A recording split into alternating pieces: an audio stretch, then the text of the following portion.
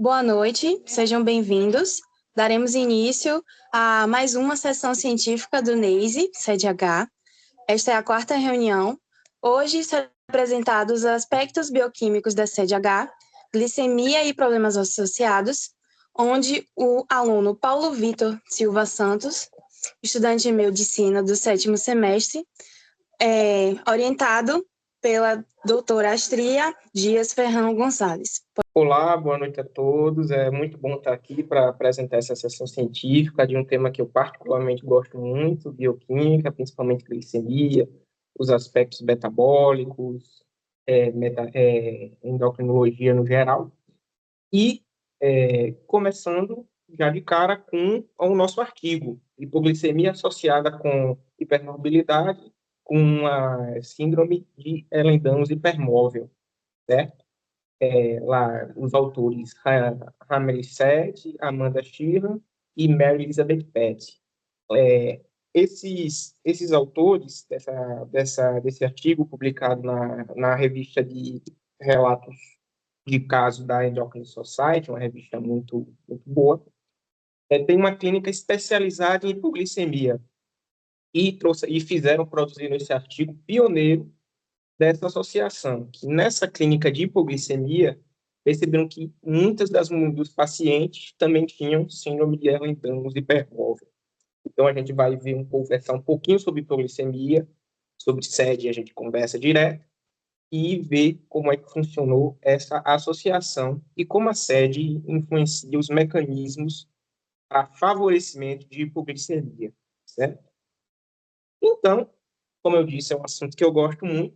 Então, vamos relembrar o metabolismo energético. Temos aqui o fígado que é um dos principais órgãos do metabolismo, relacionados com todas as três biomoléculas, os carboidratos, os aminoácidos, são as proteínas e as gorduras, os lipídios, né?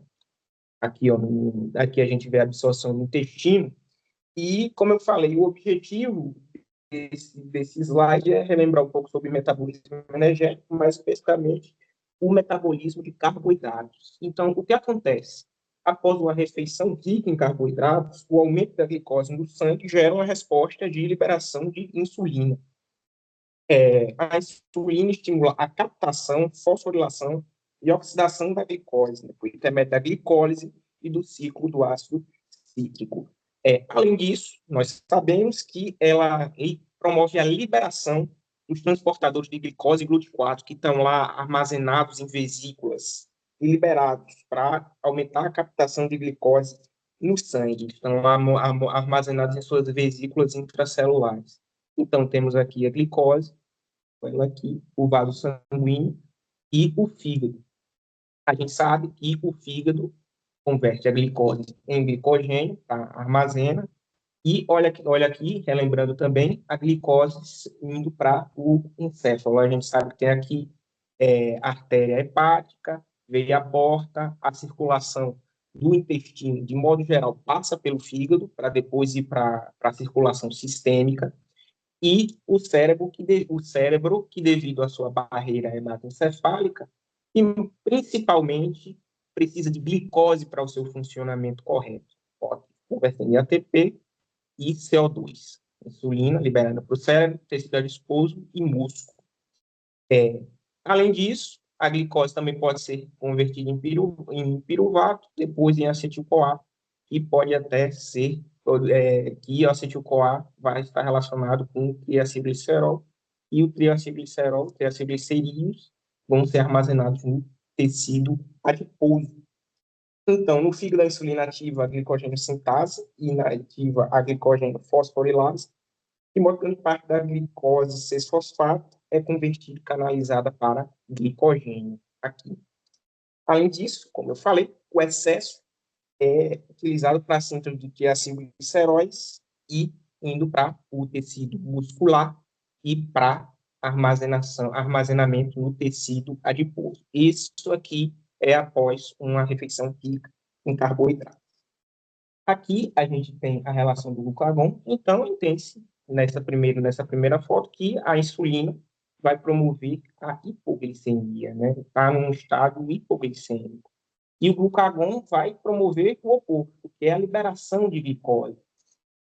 Aí a gente vê aqui a glicose sendo liberada para o encéfalo novamente, glicogênio sendo convertido em glicose 6-fosfato, indo para a corrente sanguínea, e aqui também, mas isso aqui é detalhe, não é muito que a gente vai ver hoje, né? Ácidos graxos sendo convertidos em corpos cetônicos, que é secundariamente combustível para o cérebro. Mas o principal, o cérebro precisa de glicose para o seu pleno funcionamento. Então, feito isso, entendido esse mecanismo, a gente vai conversar um pouco sobre hipoglicemia. A tríade de Whipple é caracterizada por diagnóstico de hipoglicemia. Para que a gente tenha hipoglicemia sintomática, a gente tem que ter a tríade de Whipple caracterizada. E o que seria a tríade de Whipple? Níveis glicêmicos abaixo de 45 miligramas por decilitro. Percebam que, para representar isso, eu não usei aquela fotinha clássica da medição de glicemia capilar. Eu coloquei uma pessoa retirando sangue, porque são níveis sérios. A tríade de Whipple não é caracterizada por medidas de glicemia capilar. Sinais e sintomas de hipoglicemia e melhora após a ingestão de carboidratos e açúcar em geral, de milho, glicose. E quais seriam esses sinais e sintomas de hipoglicemia? São divididos em dois: neuroglicopênicos e autonômicos.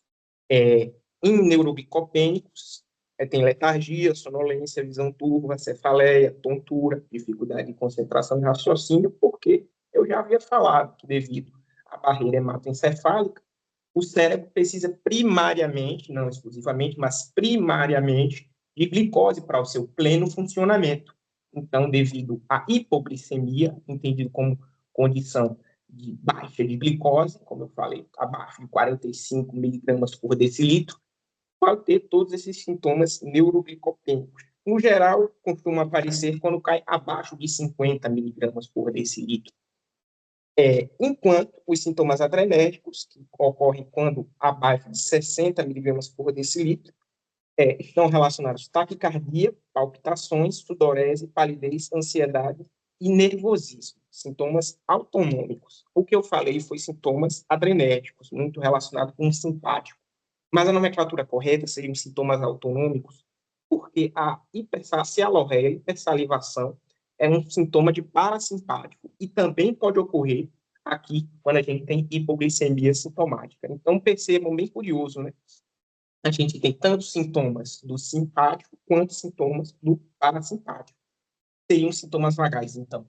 Fome também muito relacionado, náuseas e como eu já falei, hipersalivação.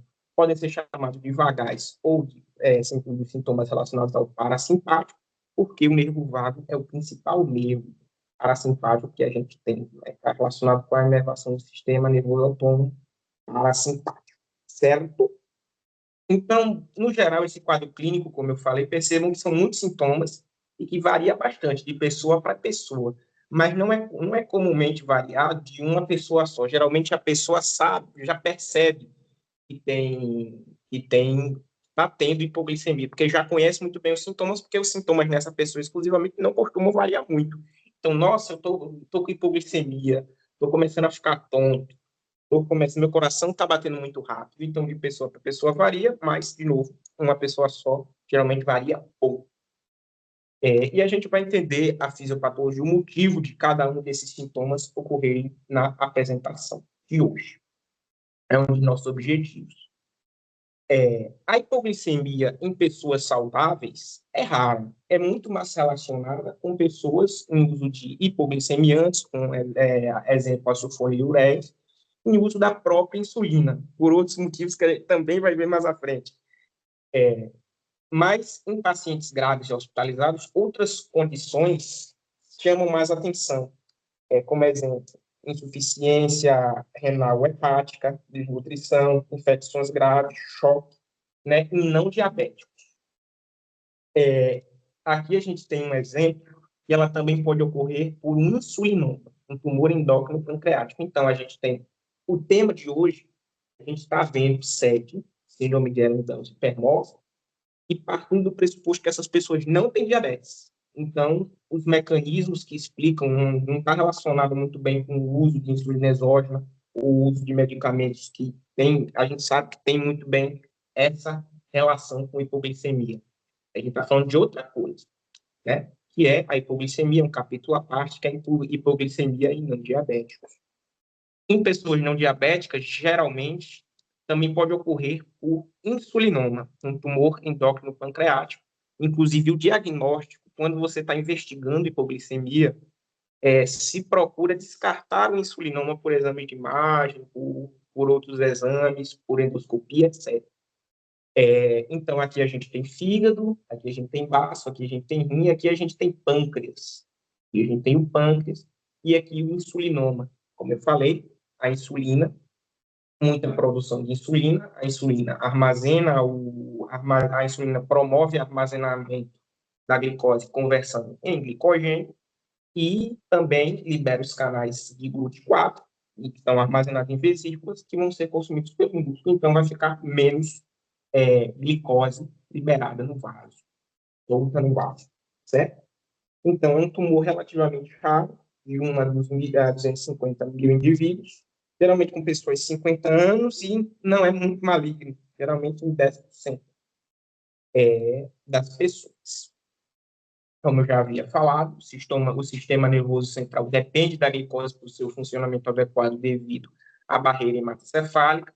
Existem os mecanismos hormonais, a regulação endócrina da captação de glicose, da adaptação da hipoglicemia, envolvendo insulina, que eu já comentei, glucagon, que eu também já comentei, adrenalina, né, que age principalmente nos tecidos musculares, adiposo e hepático, ativando a glicogênio fosforilase, inativando a glicogênio sintase pela fosforilação dependente do AMP cíclico, estimulando a conversão do glicogênio hepático em glicose sanguínea. Então, a gente se lembra muito daquela resposta de luta ou fuga.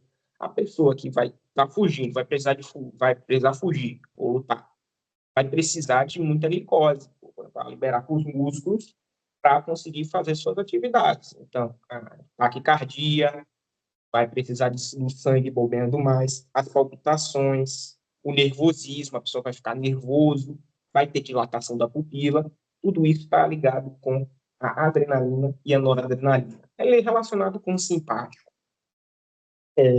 Também estimula a secreção do glucagon e inibe a da insulina. Perdão, acho que eu havia falado de insulina no começo. Insulina é hipoglicemiante. Na verdade, é o glucagon que é hiperglicemiante, e vai ter toda essa relação de aumentar a concentração de glicose para o meio, certo? Então, o glucagon vai estar relacionado com essa resposta que eu havia falado, de luta ou fuga, e a insulina vai ser inibida, né? Porque a insulina é liberada lá parasimpático, está relacionado com o parasimpático, uma resposta à alimentação, então vai ter uma diminuição do batimento cardíaco, vai ter contração de pupila, vai ter ativação do sistema digestório, vai ter o que mais? Vai ter salivação, certo? Vai ter toda essa resposta relacionada ao parasimpático nervo vago. E aí a insulina. A adrenalina vai estar relacionada com uma grande liberação de glicose, certo? E cortisol também está relacionado a estresse. Cortisol aqui, GH. GH está relacionado também com a resposta ao cortisol. Os dois são hormônios, aí mas é uma resposta mais lenta. Resposta endócrina mais lenta. Mas também são relacionados com um aumento da glicose. Cortisol vai promover gliconeogênese, síntese de glicose nova a partir de outras biomoléculas, estimulando a síntese da enzima pepticarboxinase, glucagon tendo o mesmo efeito, e a insulina tendo esse efeito oposto. O GH vai estar muito relacionado, só que o GH não vai estar relacionado com síntese de glicose nova a partir de proteína, né? Que a gente sabe que o GH está relacionado ao aumento, é o growth hormone, o hormônio do crescimento, mas também vai liberar mais glicose. Então, a gente entende que a insulina, o hiperinsulinismo vai gerar uma queda de glicose, uma hipoglicemia, E quando se tem muito glucagon, muita adrenalina e muita noradrenalina, a gente vai e muito GH e muito cortisol, a gente vai ter uma hiperglicemia. E tão importante quanto entender os mecanismos da hipoglicemia é entender os mecanismos da hiperglicemia nessa sessão. É muito importante entender esses mecanismos, espero que tenham ficado claros na minha apresentação, que vai ser a confusão entre esses mecanismos vão gerar todos aqueles sintomas que a gente viu. E quanto às causas de hipoglicemia, podem ser divididas em com ou sem hiperinsulinismo, e de jejum ou pós-prandial, ou reativa, ou reacional. Tudo se refere à mesma coisa, esses três temas. Bebendo um pouco de água aqui. Então, tem causas sem hiperinsulinismo ou com hiperinsulinismo, e causas de jejum ou pós-prandial, reativo ou reacional. Tudo se refere à mesma coisa. E nesse caso de hipoglicemia, a gente vai avaliar principalmente a hipoglicemia pós-prandial, reativa ou reacional, certo? Então, dito isso, vamos ao caso. Uma mulher de 33 anos, então, mulher, 33 anos, com um diagnóstico clínico estabelecido de SED-H. Então, é uma pessoa com SED, hipermóvel, encaminhada para avaliação de possível hipoglicemia durante a hospitalização, devido a uma atividade semelhante à convulsão. Convulsão. Ocorreu 2 horas após o café da manhã. Então, percebam, geralmente, a hipoglicemia pós-prandial, quando se fala de pós-prandial, muitas pessoas imediatamente após a refeição, mas não é imediatamente, pode-se pensar isso pelo nome, mas não é. Geralmente tem intervalo de 2 a 4 horas para que comece a se desenvolver sintomas de hipoglicemia, a hipoglicemia reacional ou pós-prandial. Então, ok, né? Então, possivelmente, ainda não, até aqui, eu ainda não confirmei, só confirmei um critério de hipo para a hipoglicemia, então, possivelmente, a hipoglicemia. Então, eu estou pensando em hipoglicemia. Então, onde é que eu estava? Onde é que eu estava? Desculpem, aqui. 2 horas após o café da manhã, durante uma visita ambulatorial, quando ela relatou fadiga, mal-estar e diaforese. Diaforese ela estava suando muito. Então, ela tem diagnóstico de SED e estava hospitalizada por causa de uma convulsão. Lá no hospital, tomou o café da manhã e depois teve outros sintomas, que não a convulsão, fadiga, mal-estar e diaforese, certo?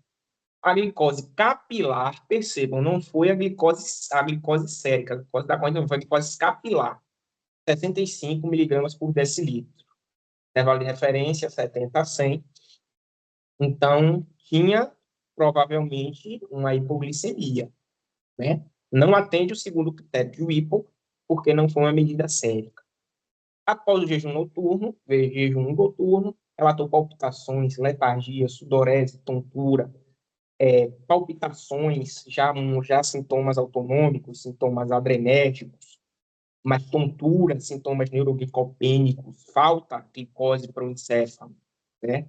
Tontura também, no mesmo contexto. A glicose capilar é de 61, os sintomas foram avaliados, foram aliviados prontamente com suco. Percebam, após a ingestão de glicose, de carboidrato, melhorou o sintoma. Ela relatou o início dos sintomas semelhantes durante o ensino médio, como fraqueza, sudorese, tremores, ereção de pelos, particularmente após a atividade em dias quentes. A ereção de pelos muito relacionada com o simpático, né? Uma resposta à fuga ou luta.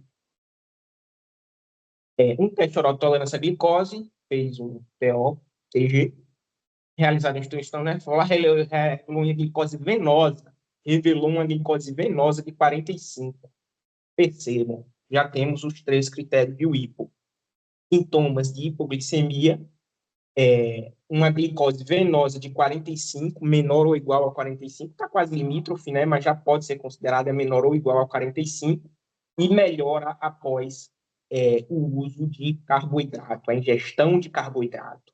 Então, essa mulher tem uma hipoglicemia sintomática, levando ao diagnóstico e, por se relacionar com o jejum e com a alimentação, está relacionado com o diagnóstico de hipoglicemia reativa reacional ou pós-prandial, né? Fez o teste oral de glicose, ingeriu a glicose e mediu, certo?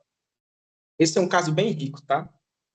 Aos 28 anos, ela sofreu duas contusões após traumatismo craniano, seguidos por múltiplos eventos semelhantes a convulsões. A EEG, o vídeo, durante eventos sintomáticos, foi negativa para convulsões epilépticas, com diagnóstico de convulsões não epilépticas. Então, perceba, né? Aquilo que também a gente vem falando muito aqui. O tanto de tempo que se leva para essa pessoa ter esse diagnóstico e o quanto de coisas se pensam antes de que seja confirmado o diagnóstico de SED. E ainda mais difícil a pessoa ver o diagnóstico e associe com hipoglicemia. E esse foi, como eu havia falado inicialmente, foi pioneiro esse artigo, esse relato de caso, pioneiro nessa associação. A piora na frequência de convulsões não epiléticas levou à avaliação do pronto-socorro.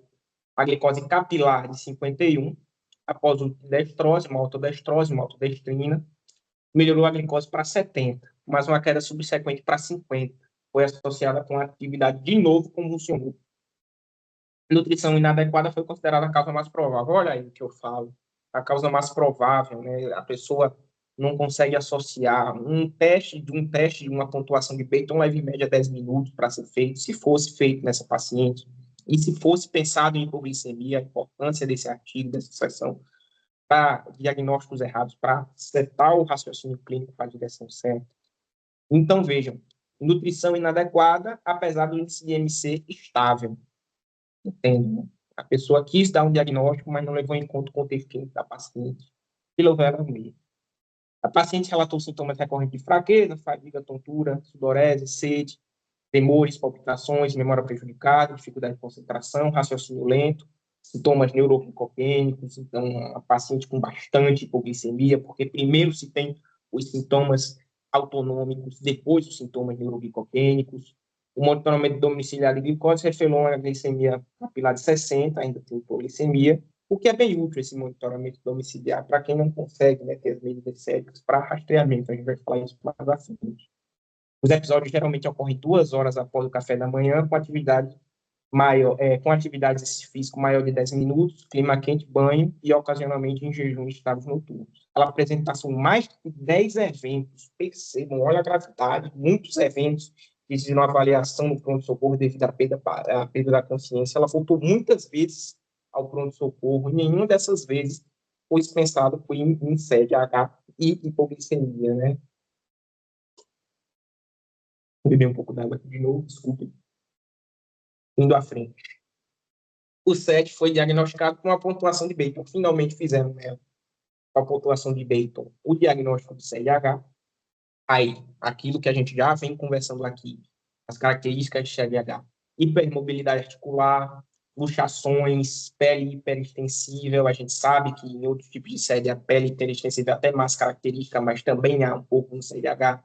Cicatrizes atróficas, apinhamento dentário com palato autoestreito, as alterações odontológicas da sede, que a gente já viu em outras sessões científicas, estrias não relacionadas ao ganho, perda de peso, hérnias abdominais, ela tinha tudo praticamente, foi bem fácil desse diagnóstico de sede. Pápulas piezogênicas no calcanhar e dor crônica generalizada, a regurgitação mitral, tudo característico. É uma paciente sediana, tudo característico de sede. Diagnósticos adicionais incluíram a POTS, a síndrome ortostática postural, neuropatia de pequenas fibras e desautonomia. Isso é o ponto principal, um dos pontos principais para que a gente entenda a fisiopatologia da CDH com hipoglicemia reacional. Desautonomia, certo? É muito importante. E a neuropatia de pequenas fibras. Ela tinha síndrome de Raynaud, fenômeno de Raynaud, hipotensão ortostática, derrames pleurais, discinesia biliar, refluxo, constipação, bócio, perda auditiva, SOP, crescimento bacteriano, enxaqueca, também muito relacionada à anemia por deficiência de ferro, e deficiência de vitamina B12. Então, é uma paciente com história muito rica, uma história de SED muito rica, certo? Não havia histórico de hipoglicemia durante a infância, não tinha cirurgia gastrointestinal superior, não tinha alimentação desordenada e não tinha insuficiência adrenal. Percebam que quem escreveu essa história teve o cuidado de descartar todas as outras possíveis causas de hipoglicemia reacional ou reativa. A pessoa teve esse cuidado. O peso ficou estável por vários anos, o índice de massa corporal estável, né, 22 a 23. Teve um reparo de menisco e ligamento de punho, como eu falei, né, uma cegueira clássica, uma pessoa com CDH clássica, já teve reparo de menisco, ligamento de punho, luxações e etc. Ela usava levalbuterol, multivitamínicos, B, D3, magnésio, por muito tempo. O histórico familiar do paciente incluía CDH materno, reforçando a relação de autossômico dominante, a força genética da sede, diabetes tipo 2 paterno, sobrepeso, hipertensão e hiperlipidemia. Não tinha um histórico de neoplasia endócrina, como eu falei, né, lembrado do insulinoma, distúrbio adrenal, da pituitária, paratireoide ou pâncreas. Então, uma paciente com SED-H. Quando eu falo que uma SED-H clássica, não é uma paciente com SED clássica, né? Uma paciente com SED-H com quadro clássico e SED-H. Vamos lá. Então, a gente chega para tentar explicar qual seria essa relação. Então, temos três coisas que contribuem, três entidades que contribuem. A desmotilidade intestinal, a desautonomia e a malformação de Chiari tipo 1. Essas três entidades, as três comuns em pessoas que têm SED-H, contribuem para a hipoglicemia reacional ou reativa. Então, manifestações gastrointestinais, incluindo desmotilidade, são comuns na SED-H, e o esvaziamento gástrico rápido pode contribuir para a hipoglicemia pós-prandial. Essa informação é importante. O esvaziamento gástrico rápido contribui para a glicemia não só na SED-H, mas em outras condições também e geram hipoglicemia pós-prandial. Outros distúrbios também podem contribuir. Então, lembro da gastrectomia vertical, gastrectomias no geral, mas a gastrectomia vertical, também chamada de cirurgia de sleeve, e é uma condição que aumenta o esvaziamento gástrico. Percebemos que vai passar muito mais rápido o alimento, quando chegar no estômago, para o intestino. E também chama a atenção para aqui o pâncreas, como eu falei, né? Principal órgão que a gente vai ter quando a gente fala de insulina e glucagon, porque ele que produz insulina e glucagon, por meio das células beta para a insulina e por meio das células alfa para o glucagon. E ele é inervado por plexos autônomos, plexos tanto do simpático quanto do parasimpático. O simpático das fibras dos gânglios da medula espinal e do parasimpático por meio do nervo vago.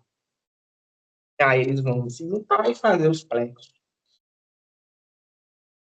Então, eu frisei aqui nesses slides o rápido esvaziamento gástrico, a desmotilidade intestinal, muito comum em pessoas com SED, que vai gerar esse rápido aporte de nutrientes ao intestino, mas isso ainda não explicou em si a hipoglicemia reacional.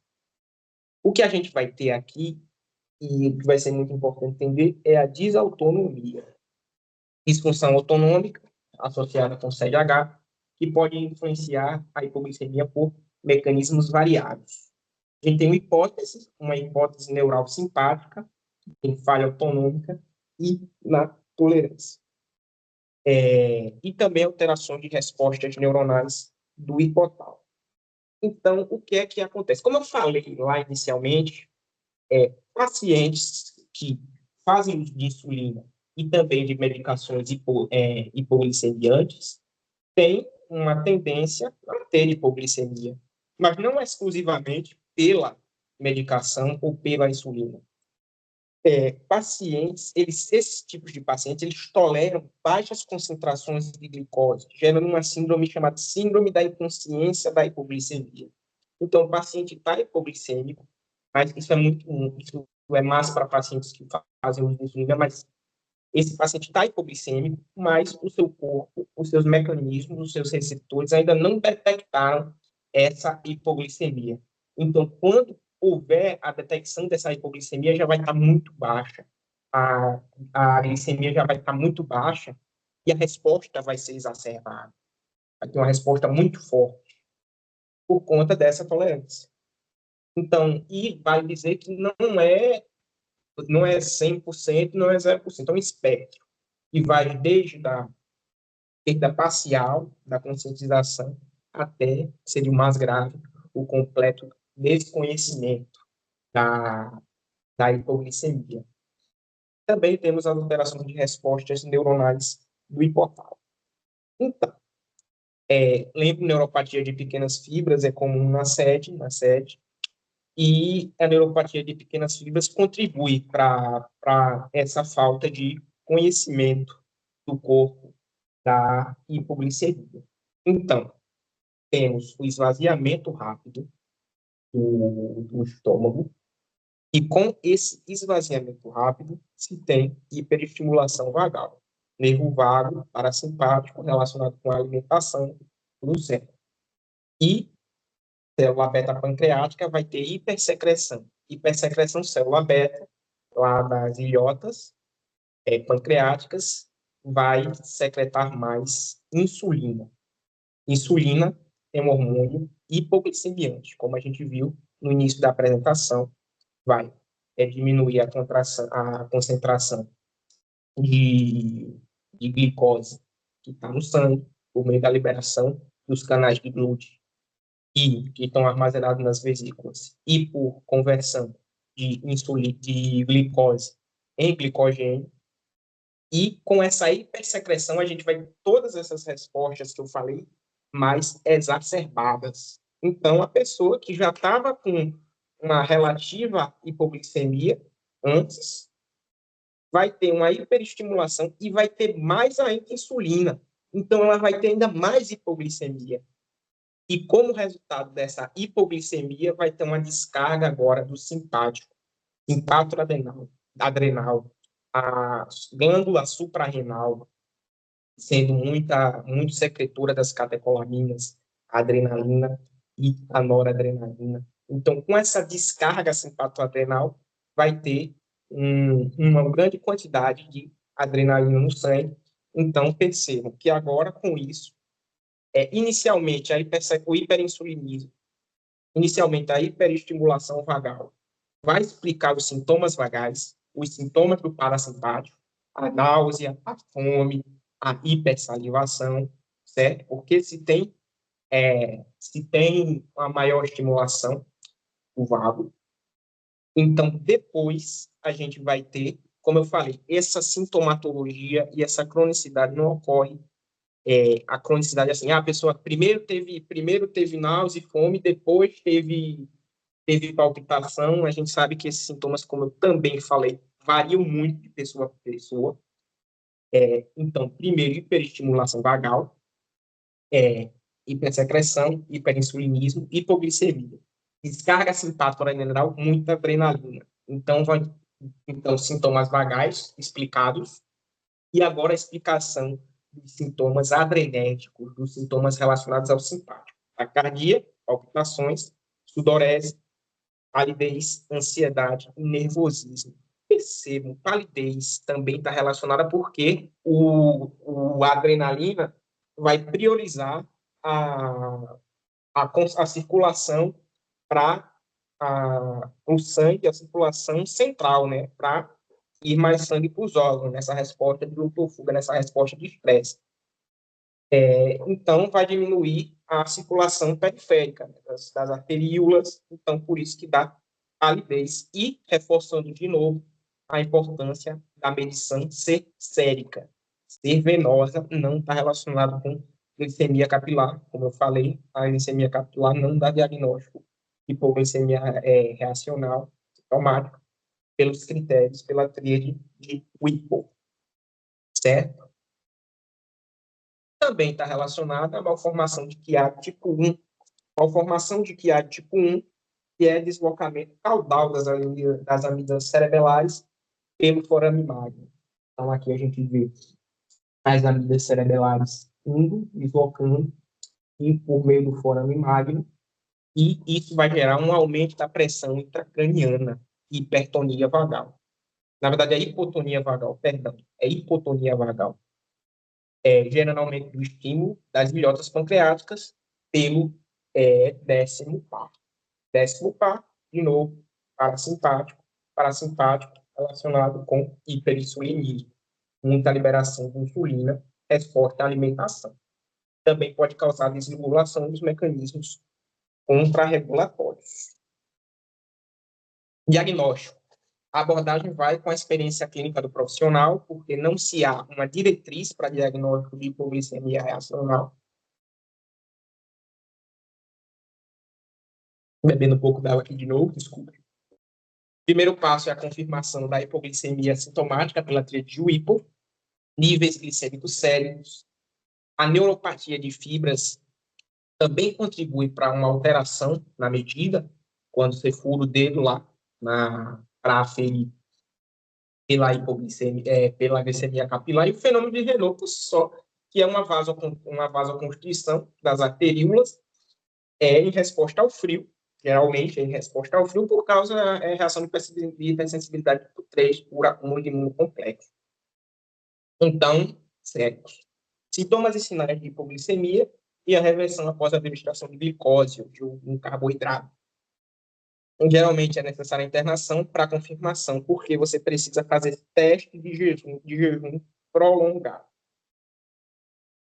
O teste de jejum prolongado é feito, geralmente, tem lá, geralmente depende muito do horário, mas 72 horas, se faz teste de jejum prolongado de 72 horas, porque esse teste de jejum prolongado seria mais para hipoglicemia em jejum, para avaliar a hipoglicemia em jejum.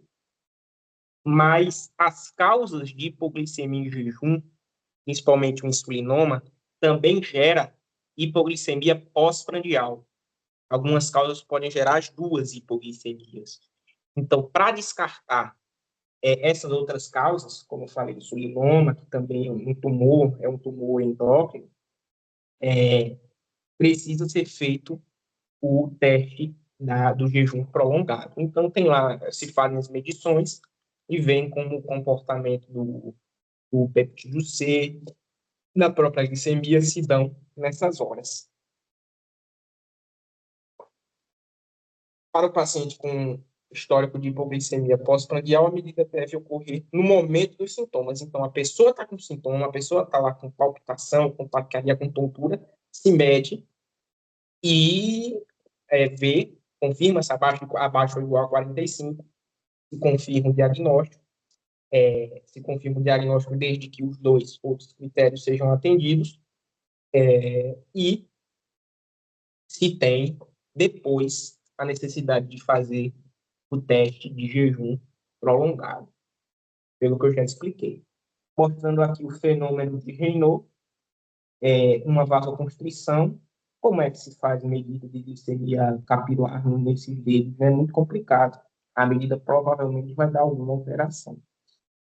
Tanto isso quanto a polineropatia de pequenas fibras.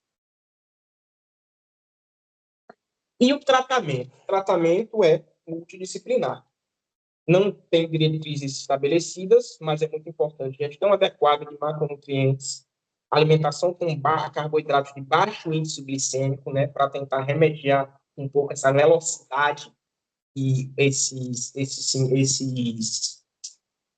nutrientes, essa alimentação, esses alimentos passam pelo estômago. Digestão adequada de proteínas, evitar álcool que contribui para a hipoglicemia. Amido de milho cru é muito útil. Melhora após a ingestão de carboidratos. É um dos critérios, é muito importante para reverter a hipoglicemia. A carbose que é um oligosacarídeo, que retarda a digestão de carboidratos, pode ser utilizada. Aí entra um pouco, aí é meio complicado de se utilizar, porque não tem, é um pouco discutível o uso da carbose, por isso que eu coloquei uma interrogaçãozinha do lado. E monitorar a glicemia, geralmente com CGM, né? Continuous Glucose Monitor, que é um monitorzinho, aquele monitorzinho de glicose. Geralmente a gente vê pessoas que têm diabetes mellitus tipo 1. Aí, como eu falei, insulino dependente, as pessoas insulino dependente têm uma maior tolerância à hipoglicemia, então precisam constantemente monitorar a sua glicemia. Então tem aquela agulhazinha, coloca assim no braço do lado e fica constantemente monitorando. Mas se não estiver disponível, eu sei que eu falei muito da glicose, da glicemia, da aferição da glicemia capilar, mas se não tiver o CGM, pode ser sim feito monitoramento de 1 a 3 horas após a refeição, e está dentro do intervalo, é pós-prandial, mas não é imediatamente após a refeição, tem um certo intervalo após as refeições, com atividade ou exercício. Pode ser útil, sim. Então, é isso. Como referências, o Leninger, a apresentação inicial, e o artigo, a endocrinologia e diabetes, com relação a avaliar um pouco sobre a hipoglicemia em pessoas não diabetes, e os mecanismos de hipoglicemia associados com falha autonômica, que é um dos principais motivos da gente ver essa associação de hipoglicemia reacional com CDH, certo? E é essa a apresentação. Obrigado a todos pela atenção, nos sigam nas redes sociais, e é isso. Obrigado. Quem quer fazer pergunta? Paulo, vou falar aqui o que eu falei lá no grupo. Cara, quando você terminou de explicar a cadeia lá de superprodução de insulina, que vai causar a hipoglicemia, que vai acionar as adrenais e tudo mais, você terminou de fazer essa explicação. Cara, foi lindo o jeito que você explicou. Eu vi, para a gente que faz medicina na UNEB, né, e trabalha com as morfos, foi morfo 2 ali, o primeiro ciclo total, voltando ali também para a bioquímica do primeiro semestre. Então, tipo assim, parabéns pela sua explicação. Realmente, até para quem tem certa dificuldade, acho que você conseguiu guiar todo mundo de uma maneira bem lúcida. Meus parabéns. Boa noite. Eu gostei muito da apresentação e uma parte que me tocou muito, né, que eu estou no segundo semestre e estou vendo Semiologia 1, mas já vi um pouco sobre a anamnese, foi a questão do estudo do caso, né, que reforçou a importância de uma anamnese bem feita, bem detalhada, com paciência, reconhecendo ali o paciente, porque essa síndrome não seria reconhecida e diagnosticada se, se fosse feita uma anamnese rápida, uma análise bem rápida. Então, eu gostei muito, e gostei muito quando Paulo reforçou isso também, e deu para revisar vários conceitos de bioquímica, dessa parte aí de gliconeogênese. Eu gostei muito. Parabéns, Paulo. Obrigado. E você vê que não foi exatamente isso que aconteceu com ela, com a paciente 10 vezes, né? Porque 10 vezes ela teve sintoma, teve convulsão. As 10 vezes no pronto-socorro, tudo bem que pronto-socorro não UPAs, que é aqui no Brasil, a gente não se há muito tempo para se conversar muito, porque é uma demanda muito, muito grande, e aí vem questões de saúde pública, mas 10 vezes, né? Poderia ser pensado, né? Poderia ser investigado um pouco a causa, até por gerar menos pressão para o sistema de saúde, né? Porque se fosse logo, não seria necessário ir 10 vezes ao pronto-socorro. Pois bem, aproveitando essa fala aí da Thaís, aí vem a questão de como é importante ter pessoas, né, dentro dos serviços de saúde em geral, tanto os públicos quanto privados, que pensem bem a organização de hospitais, de clínicas, de postos de atendimentos. E uma das coisas que, por exemplo, a gente não tem ainda na UNEB, que deveria ter, uma coisa que a gente está correndo atrás, é o acesso aos prontuários eletrônicos, né? Hoje em dia, com toda a informatização que a gente tem de todos os sistemas, isso é uma coisa de extrema necessidade para toda e qualquer pessoa. Toda pessoa tem um histórico longo, principalmente quanto mais velha ela é, e como foi bem dito aqui por Paulo, né? Você verifica que o caso desta paciente em questão é bastante clássico em síndrome de Ehlers-Danlos hipermóvel, mas isso a gente vê quando faz um levantamento adequado do histórico do paciente. Então, vocês pensem numa realidade hoje que se tem, tanto no privado quanto no público, de consultas de 15 minutos, né, com médicos diferentes. Então, você vai a um hospital, marca uma consulta, uma clínica, e a pessoa nunca lhe viu na vida, ela pergunta o que você tem, isso já começa uma pergunta errada, né? Assim, tem que ver o que trouxe a pessoa até ali, e às vezes o que trouxe, por exemplo, foi uma enxaqueca, e aí encaminha você para o neurologista. Vai ao neurologista, não acha nenhuma causa neurológica direta, nenhum tipo de má formação, alguma.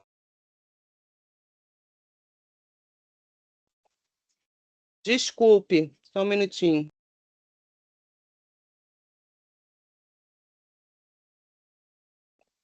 Desculpe, deu problema aqui. Então, você tem que ter o prontuário eletrônico seria importante, porque você poderia, pelo menos, acompanhar desde que a pessoa começou a frequentar uma clínica, um hospital, mesmo que fossem médicos diferentes, você conseguiria acessar com mais clareza o histórico dessa pessoa e detectar coisas que você não vai detectar numa consulta, nem que fosse uma consulta de 1 hora, principalmente se a pessoa não é da área de saúde, que é a maioria da população, né? Então, quando você encontra uma pessoa que é um pouco mais instruída, ela pode até te dizer, porque ela prestou atenção, como ele falou bem em relação à hipoglicemia. A hipoglicemia, uma pessoa que tem episódios recorrentes de hipoglicemia, ela mesmo já percebe que ela vai se sentindo tonta, ela vai se sentindo fraca, começa a suar. E várias pessoas que nem são da área de saúde dizem, eu acho que a minha glicose está baixa, eu estou com mal-estar. E por que a pessoa diz isso? Porque ela já sentiu isso anteriormente, comeu uma bala, às vezes tomou um suco, como foi o caso, e percebeu melhora. Nessa situação especificamente de essa hipoglicemia pós-prandial, ela é particularmente complicada de se verificar justamente porque os sintomas eles não são imediatos. Então, a pessoa vai comer e, passado algum tempo, 1 hora ou depois, ela sente mal-estar, mas não faz ideia do que seja. Então, as pessoas acham que é uma queda de pressão, muitas vezes não está relacionada a isso. E no caso de Ehlers-Danlos, tem muita lógica que isso aconteça, por múltiplas razões. Não ainda exatamente relacionada à atividade pancreática, né?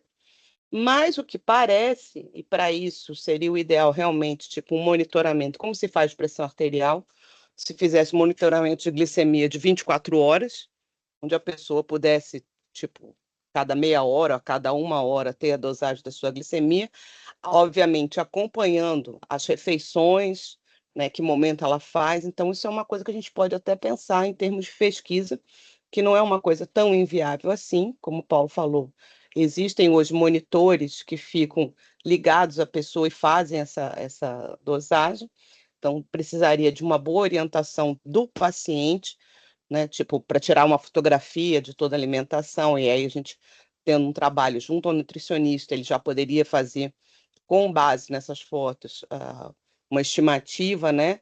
De percentuais de carboidrato, de gordura e de proteína naquela alimentação, e dessa forma poder detectar de forma mais simples se realmente haveria uma variação grande da glicemia. A questão da glicemia capilar realmente tem essas questões. Se você tem qualquer tipo de circulação indevida nas extremidades, geralmente glicemia capilar se faz na ponta do dedo, você pode ter dados meio incompletos, meio equivocados. No entanto, como o próprio caso mostrou, mesmo na glicemia capilar, a glicemia já estava baixa o suficiente para que ela tivesse sintomas neurológicos. Acho que nesse caso específico há um fator confundidor, que é a história das 2 concussões que ela teve, traumatismo craniano lá. A gente não sabe a gravidade, não sabe que tipo que foi. E isso poderia realmente estar relacionado a esses sintomas de atividade central semelhantes a uma epilepsia que não foi detectada. Boa noite. A consideração que eu gostaria de fazer é que, enquanto vocês estavam falando, eu percebi que um ponto que me marcou muito na apresentação foi o fato desse diagnóstico ser muito da parte clínica, ou seja, depender muito da experiência do médico, conhecimento do médico sobre esse assunto. Aí eu percebi mais uma vez a importância dessas palestras, porque aí a gente já tem conhecimento da existência disso e futuramente ficaria mais fácil, né, uma detecção dessa condição. Muito bem, é isso aí. Por isso é o ideal, assim, no futuro, espero que não tão distante, a ideia é que a gente possa ter um ambulatório de SED, né? Porque aí, tendo as pessoas já conhecimento, fica mais fácil para cada um dentro da sua especialidade saber como é aquele paciente ali. Eu costumo dizer que, assim como as pessoas do espectro autista são chamadas de neurodivergentes, assim como outros tipos de problemas neurológicos, eu diria que as pessoas com SED são corpo divergente. Então, o funcionamento ele é bastante diferente do usual da maioria da população. Então, raciocínios que se aplicam perfeitamente à maioria da população não se aplicam às pessoas com Ehlers-Danlos.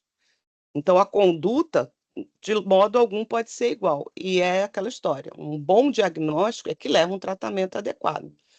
Então, você vê, mesmo ela tomando o suco e se sentindo melhor, você vê que é uma coisa de momento, porque ela voltará a ter isso. Então, o que se parece é que é um pulso grande de insulina, pode ser por uma absorção mais acelerada, como falou, no esvaziamento gástrico rápido, mas o fato é que há um pico de insulina e uma captação muito rápida, principalmente pelo tecido muscular. Como vocês sabem, é o tecido em maior quantidade no nosso organismo. E isso vai gerar sintomas de hipoglicemia. Obviamente, o primeiro a reclamar é sempre o encéfalo, que vendo que está tendo essa queda, vai ter essa resposta, inclusive a acessão dos mecanismos de estresse, os mecanismos hormonais, para tentar compensar isso, o que se percebeu que não está funcionando. E a ideia é que as pessoas que apresentem esses problemas, sem uma condução adequada, elas vão tendo problemas cada vez maiores, ao ponto de, aí sim, ter algum tipo de dano neurológico com a repetição desse problema. E cada vez que falta glicose para o cérebro, ele vai ter sua atividade prejudicada e, com muitos anos isso se repetindo, isso poderá futuramente causar algum tipo de dano neurológico que vai levar a outros problemas. Então, quanto antes se faz um diagnóstico adequado de Ehlers-Danlos e uma condução adequada desde o início, se pode evitar isso tudo. Então, todo esse processo que a gente faz aqui dentro do projeto de extensão, de esclarecimento da população e esclarecimento dos profissionais de saúde, tem como objetivo justamente chamar a atenção para essas coisas que as pessoas desconhecem ou sabem muito superficialmente e não entendem a correlação, né? Ainda bem que nós temos uma endocrinologista em nosso grupo e, obviamente, esse vídeo vai ser assistido por ela e vamos pensar já em projetos de pesquisa, dentro do projeto de pesquisa, fazer coisas relacionadas a isso que já estava nos nossos planos. Vamos encerrando aqui a 4ª sessão científica do NEI SED-H. Agradecemos a quem nos assistiu. Se possível, siga-nos nas redes sociais. Nós temos contas, perfis no Instagram, no TikTok, no Facebook, no Threads, e também conheça a nossa página do grupo de pesquisa NEISE, neise.neb.br, onde você poderá encontrar mais informações sobre SED, dentro da aba SED, e também dos demais projetos, tanto de pesquisa quanto de extensão, que estão sendo conduzidos pelos grupos desses professores da Universidade do Estado da Bahia. Uma boa noite a todos e até breve.